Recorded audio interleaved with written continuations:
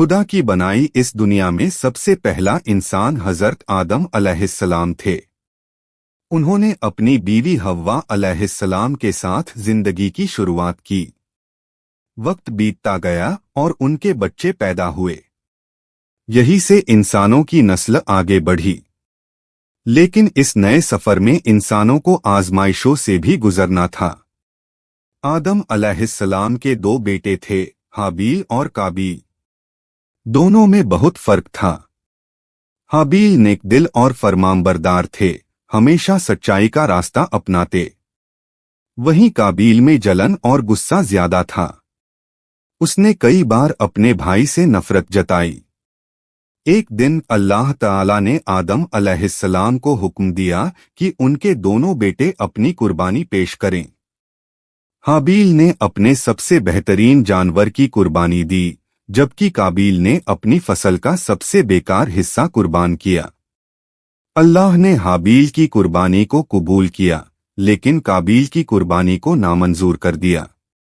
यह देखकर काबील का गुस्सा और जलन बढ़ गई। उसने हाबील से कहा, मैं तुझे मार डालूंगा। हाबील ने जवाब दिया, अगर तू मुझे मारने के लिए हाथ बढ़ाएगा तो भी मैं तुझे मारने के लिए हाथ नहीं उठाऊंगा। मैं अल्लाह से डरता हूं। लेकिन शैतान ने काबील के दिल में इतना जहर भर दिया था कि उसने गुस्से में आकर अपने भाई हाबील को कत्ल कर दिया। यह इंसानों का पहला कत्ल था। काबील अब घबरा गया। उसे समझ नहीं आ रहा था कि अपने भाई की लाश का क्या करे। तभी अल्लाह ने एक कौआ भेजा, जिसने जमीन खोदकर उसमें एक मरा हुआ कौआ दबा दिया। यह देखकर काबील को एहसास हुआ कि उसे भी अपने भाई को दफन कर देना चाहिए। लेकिन उसका पाप उसे चैन से जीने नहीं दे रहा था। काबील हमेशा अफसोस में रहता और खुद को इल्जाम देता रहा। उसे समझ में आ गया कि शैतान की बातों में आकर उसने कितनी बड़ी गलती कर दी। इस कहानी से हमें ये सीख मिलती है कि जलन और गुस्सा इंसान को कितना बड़ा गुनाह करने पर मजबूर कर सकता है।